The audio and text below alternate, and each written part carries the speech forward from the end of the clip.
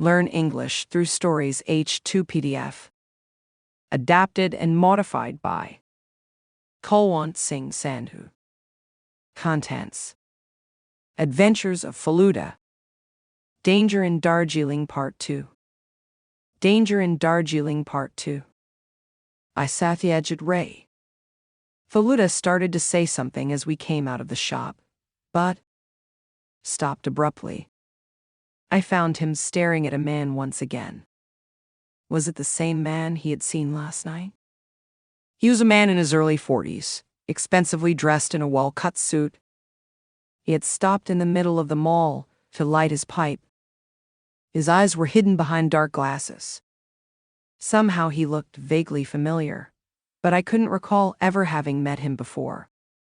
Faluda stepped forward and approached him. "Excuse me," he said. "Are you M.R. Chatterjee?" "No," replied the man, biting the end of his pipe, "I am not." Faluda appeared to be completely taken aback. "Strange, aren't you staying at the Central Hotel?" The man smiled a little contemptuously. "No, I am at the Mount Everest."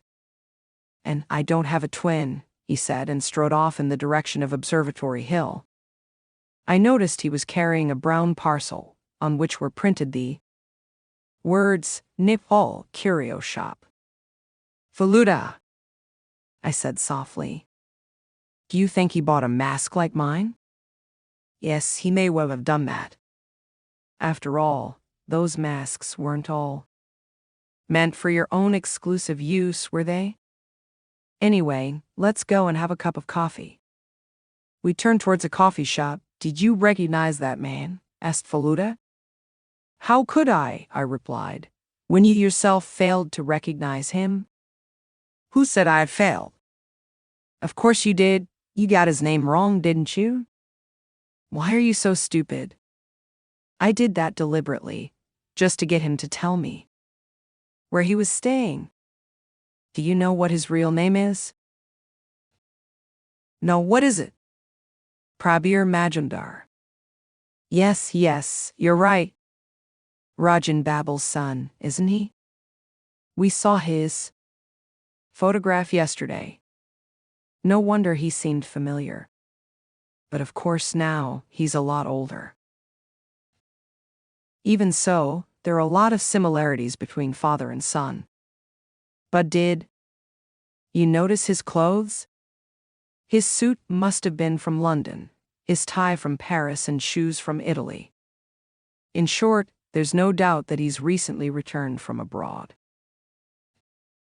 But does that mean Rajan Babu doesn't know his own son is in town? Perhaps his son doesn't even know that his father lives here. We should try to find out more. The plot thickens, I told myself, going up on the open terrace of the coffee shop.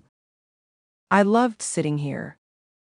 One could get such a superb view of the town and the market from here.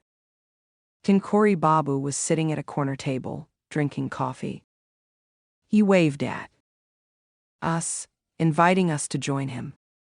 "As a reward for your powerful observation and expertise in detection, I would like to treat you to 2 cups of hot chocolate. You wouldn't mind, I hope," he said with a twinkle in his eye.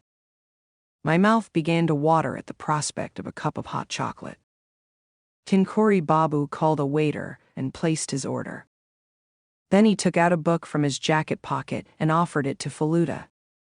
"This is for you. I had just 1 copy left. It's my latest book." Faluda stared at the cover. "Your book? You mean, you write under the pseudonym Secret Agent?" Tinkori Babel's eyes drooped. He smiled slightly and nodded. Faluda grew more excited. "But you're my favorite writer. I've read all your books. No other writer can write mystery stories the way you do." Thank you. To tell you the truth, I had come to Darjeeling to chalk out a plot for my next novel. But I've now spent most of my time trying to sort out a real-life mystery. I do consider myself very fortunate. I had no idea I'd get to meet you. Like this? The only sad thing is that I have to go back to Calcutta. I'm returning tomorrow, but I think I may be of some help to you before I leave. I'm very pleased to hear that. By the way, we saw Rajan Babel's son today. What? Only 10 minutes ago. Are you sure? Did you see him properly? Yes, I am almost 100% sure.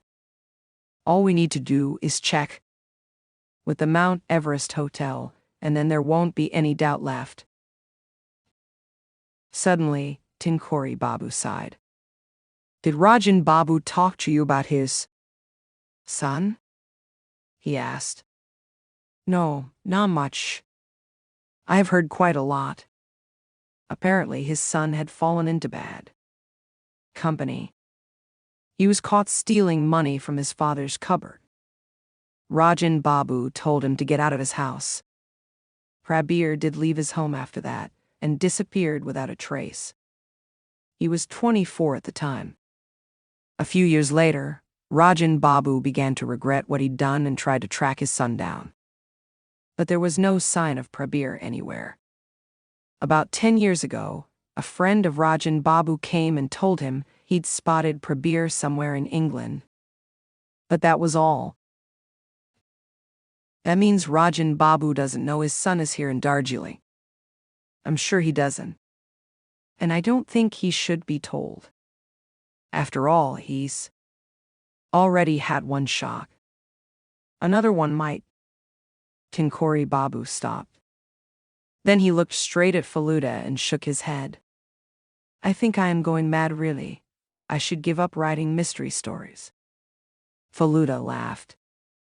You mean it's only just occurred to you that the letter might have been sent by Prabir Majumdar himself?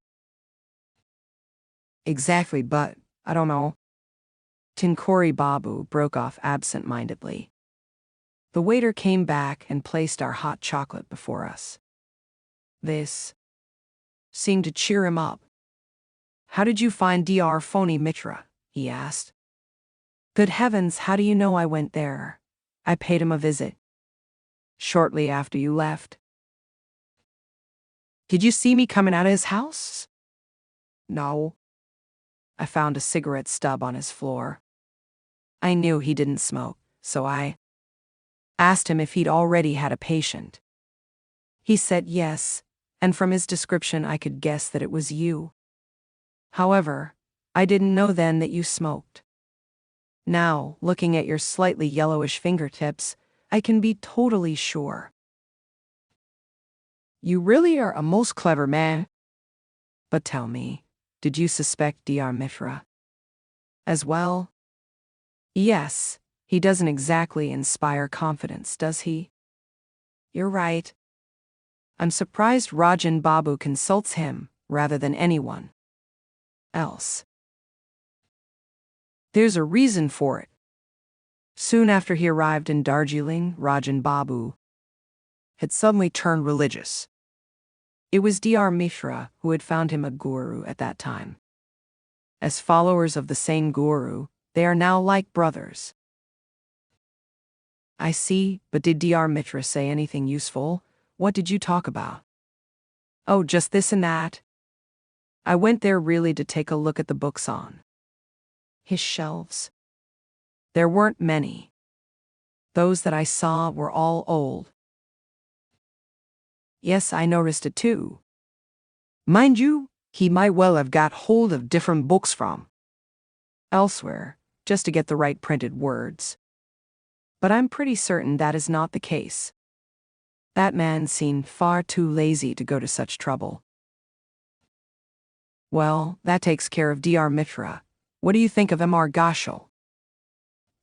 I don't trust him either. He's a crook. He pretends to be interested in art and antiques, but I think what he really wants to do is sell to foreign buyers at a much higher price what he can buy relatively cheaply here. But do you think he might have a motive in sending a threatening letter to Rajan Babu? I haven't really thought about it. I think I might have stumbled onto something. I looked at Faluda in surprise. His eyes were shining with excitement. What do you mean?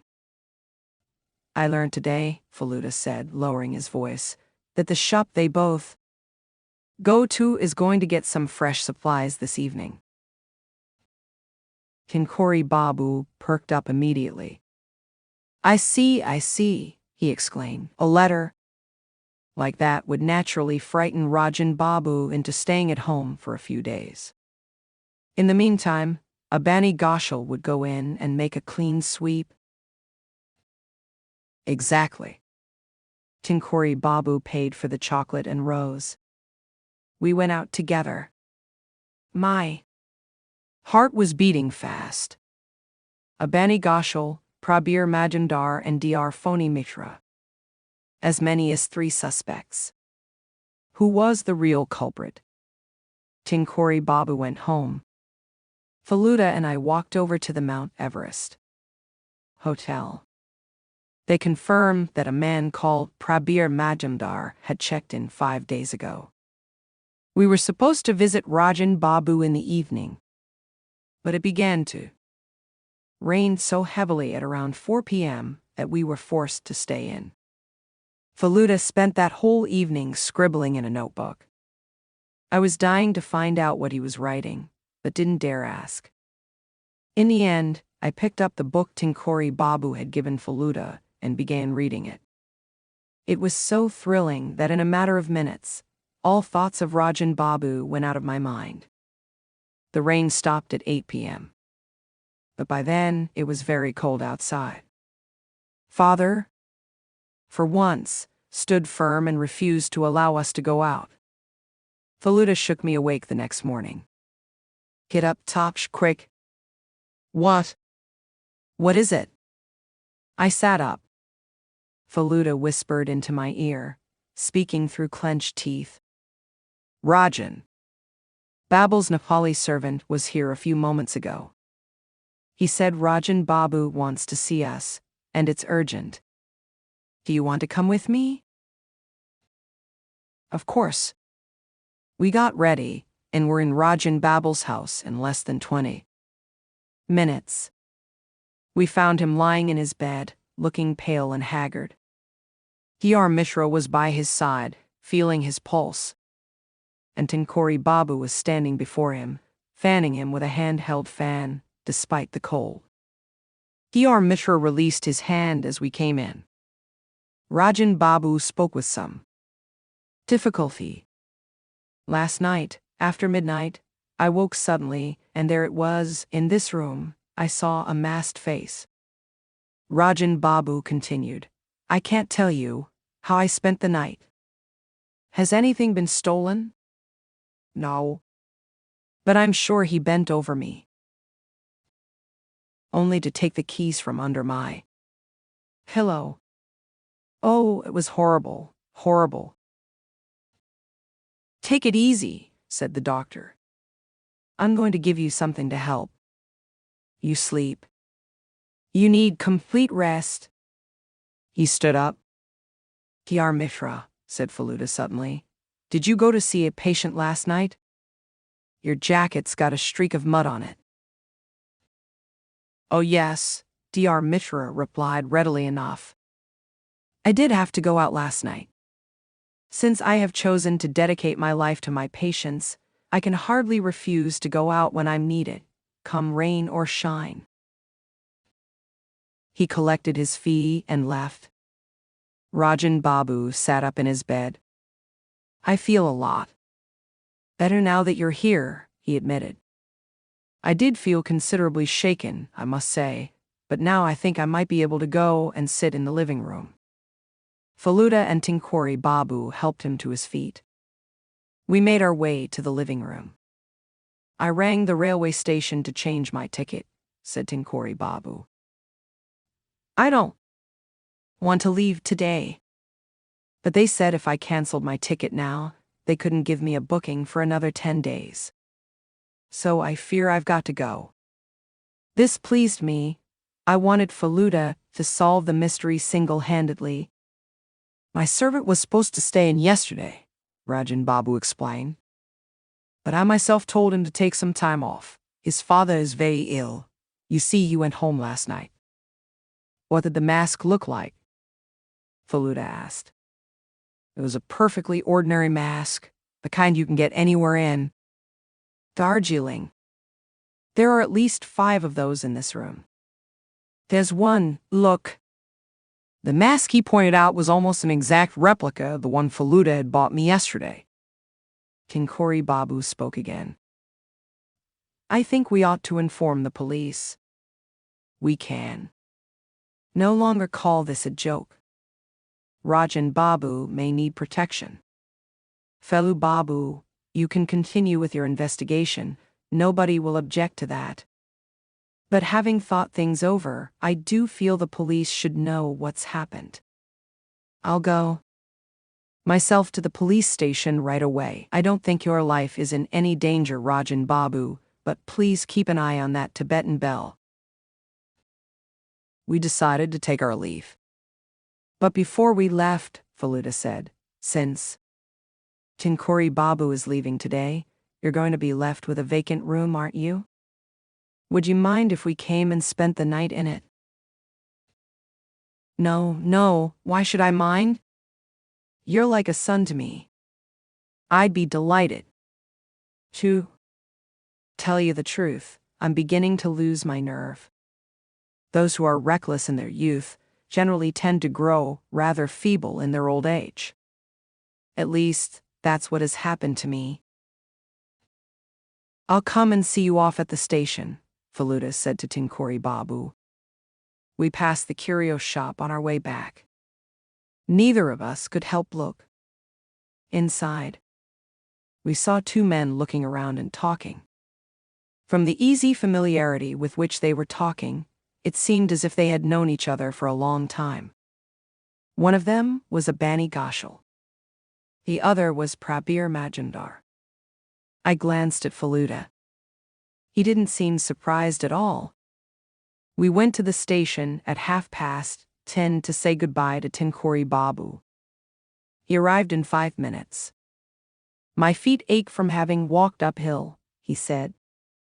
I noticed he was walking with a slight limp. Besides, he added, it took me a while to buy this. I know Rajan Babu couldn't go to the curio shop, but they really did get a lot of good stuff yesterday, so I chose something for him this morning. Will you please give it to him with my good wishes? Certainly, said Faluda, taking a brown packet from Kinkori Babu. There's one thing I meant to ask you if I solve this mystery. I'd like to tell you about it. Will you give me your address, please? You'll find the address of my publisher in my book. He'll forward all letters addressed to me. Goodbye. Good luck. He climbed into a blue first-class carriage. The train left. That man would have made a lot of money and quite a name for himself if he had lived abroad. He has a real talent for writing crime stories, Faluda remarked. We returned to our hotel from the station. But Faluda went out again, and this time refused to take me with him. When he finally came back, it was time to go to Rajan Babu's house to stay the night.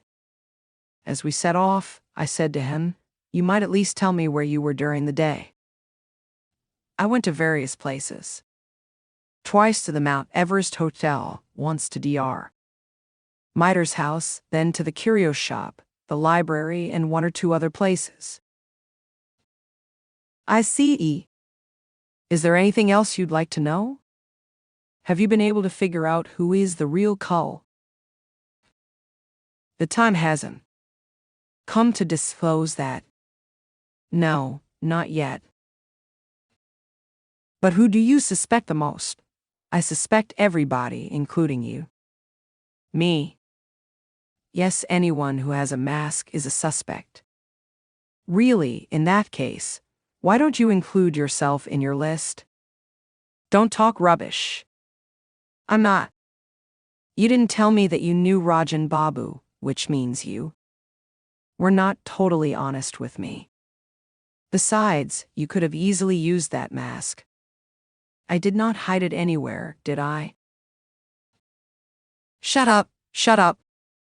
Rajan Babu seemed a lot better when we arrived at his house, although he still looked faintly uneasy. I felt fine during the day, he told us, but I must say I'm beginning to feel nervous again now it's getting dark. Faluda gave him the packet from Tinkori Babu. Rajan Babu opened it quickly and took out a beautiful statue of the Buddha, the sight of which actually moved him to tears. Did the police come to make inquiries? Asked Faluda. Oh yes. They asked 1,000 questions. God knows if they'll get anywhere, but at least they've agreed to post someone outside the house during the night. That's a relief anyway. In fact, if you wish to go back to your hotel, it will be quite all right. No, we'd rather stay here if you don't mind. It's too noisy in our hotel. I need peace and quiet to think about this case.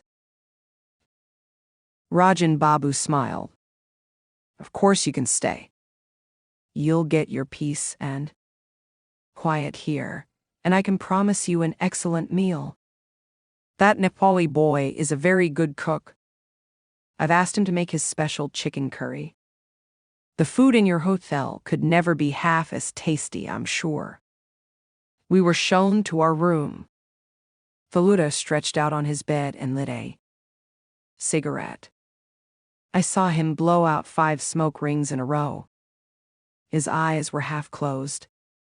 After a few seconds of silence, he said, Dr. Mitra did go out to see a patient last night. I found that out this morning. A rich businessman who lives in Cart Road. He was with his patient from 11:30 to 12:30. Does that rule him out completely? Faluda did not answer my question. Instead, he said, Prabir Majumdar has lived abroad for so long and has such a lot of money that I can't see why he should suddenly arrive here and start threatening his father. He stands to gain very little, actually. Why, I learned that he recently made a packet at the local races. I sat holding my breath. It was obvious that Faluda hadn't finished. I was right.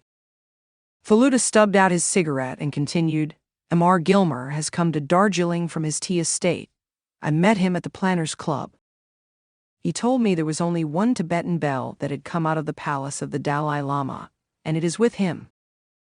The one Rajan Babu has is a fake. A Beni Goshal is aware of it. You mean the bell that we saw here isn't all that valuable? No. Besides, both the Bani Goshal and Prabir Majumdar were at a party last night from 9 p.m. to 3 a.m. They got totally drunk, I believe. That man wearing a mask came here soon after midnight, didn't he? Yes.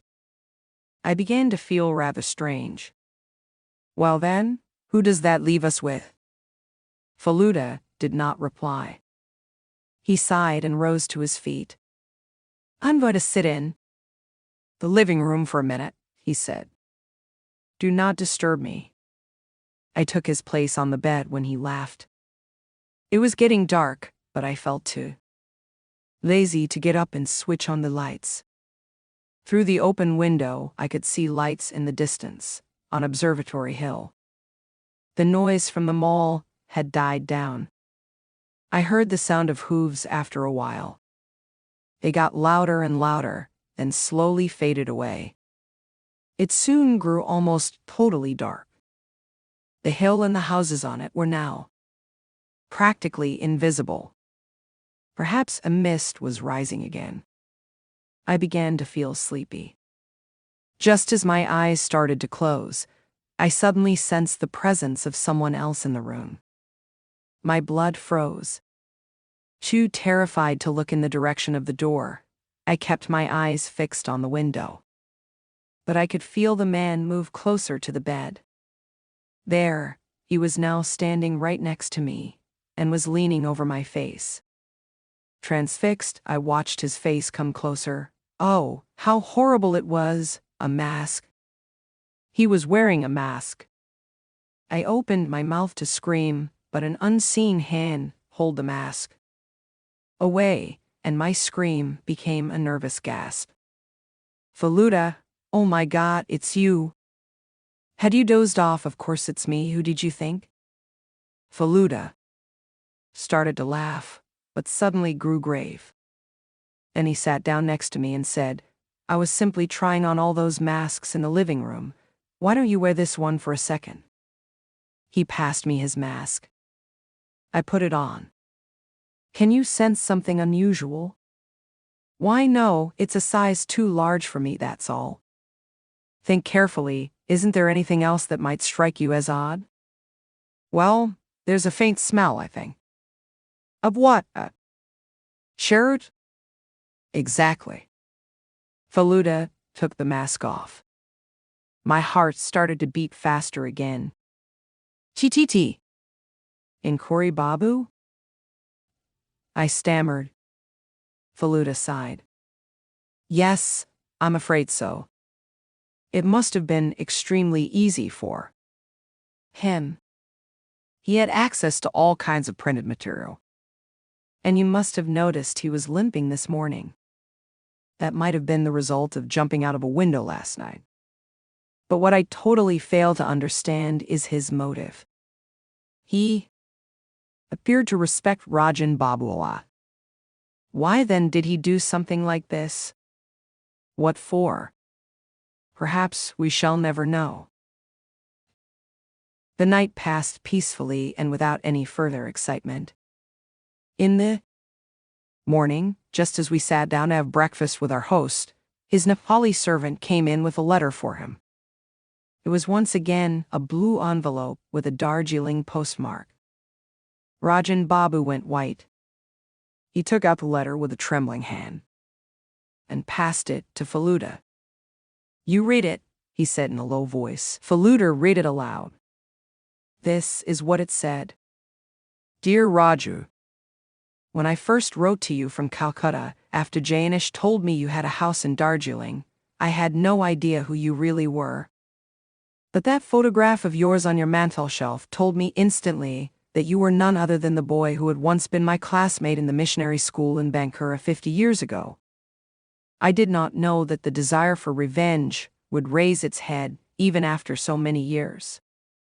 You see, I was the boy you kicked at that 100-yard race on our sports day.